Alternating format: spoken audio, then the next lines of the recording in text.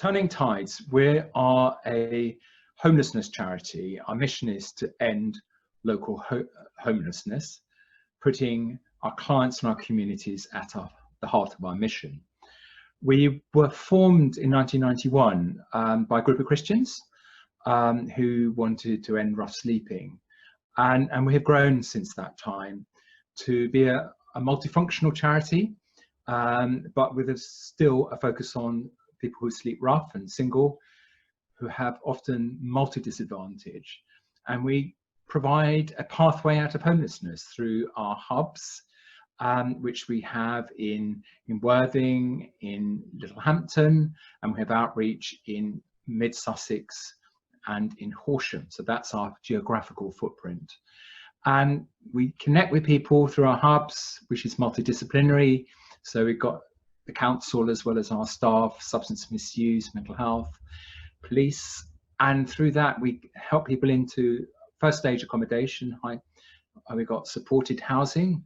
We've got 3 high support hostels, including one which is a rehab. And then we have a network of move-on houses across the areas we work in. So it's this pathway out of homelessness into full independence, but helping people not just with their housing, because a high proportion of our clients, 80%, have mental health issues. A good proportion also have substance misuse issues. So people are scarred in their pasts, often in childhood, but maybe later in life. And those emotional scars plus poverty and lack of housing ends in rough sleeping. And the work we're doing is try to help heal that and get people back on their feet and, to full independence.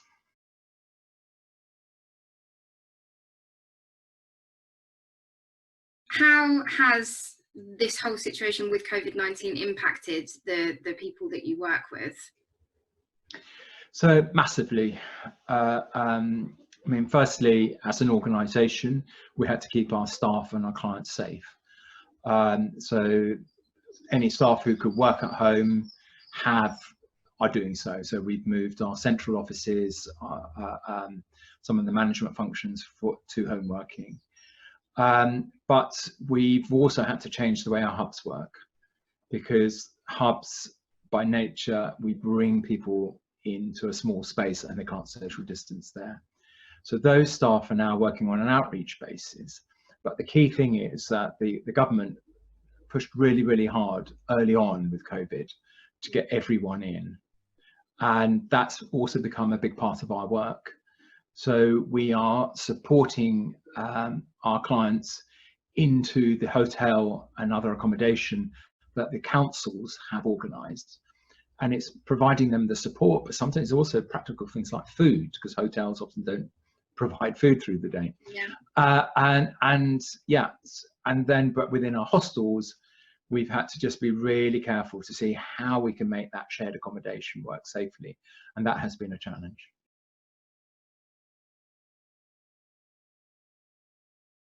So what can people do if they feel that they are at risk of becoming homeless, or if they become homeless? How can they seek help? So more broadly, and because obviously this is families and single people, if you, for example, are getting into financial difficulty because you have trouble paying the rent or the mortgage because of dropping earnings, then really important, go and get advice. You can always go to the council's housing option service if you look imminently threatened with homelessness. But citizens' advice is also very good, and there's lots of self-help resources on the internet, organisations like Charter. I think for us is that we are the next wave.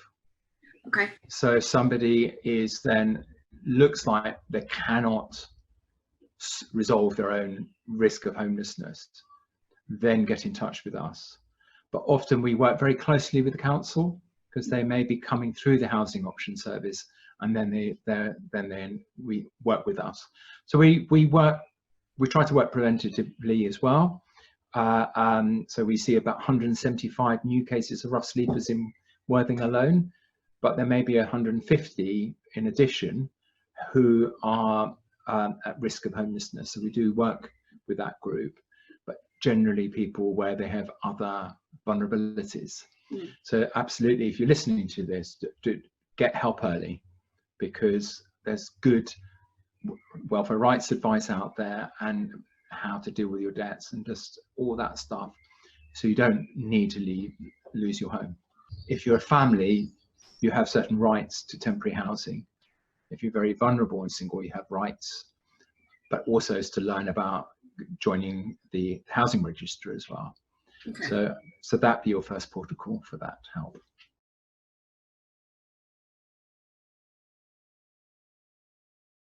There's a number of ways to get involved. We are a community-led charity, and even though we've grown over the last recent years and we continue to professionalise, we have 300 volunteers. So there's volunteerings, and then you can always go to our website. But the big one is obviously to help us financially.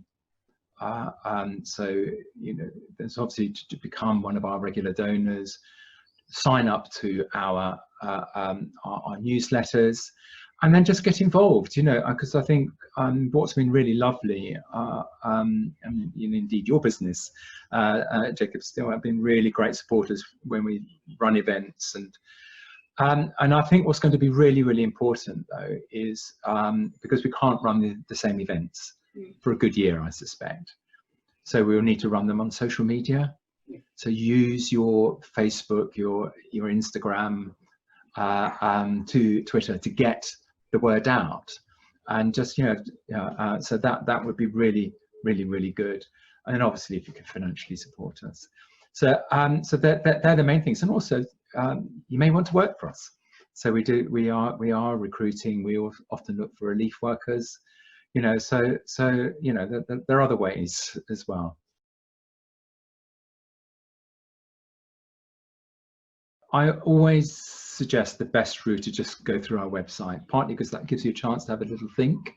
And then you can then email us. The fundraising team in particular is a good starting point. But if you want to donate, we also take donated goods.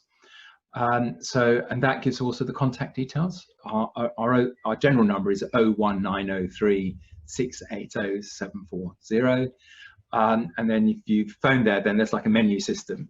So to also, if you want to get to speak to somebody, we believe it's important to talk.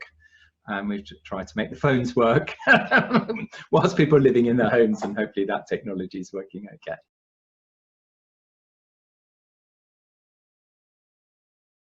So when we first contact us, it would generally be our hub and outreach staff. The first thing is to listen to their story, understand what they would like for themselves. Every person who ends up sleeping rough is an individual with a distinct story, and for us it's not to make assumptions. So that it can be sometimes quite quick. Even that stage can be quite slow and patient work.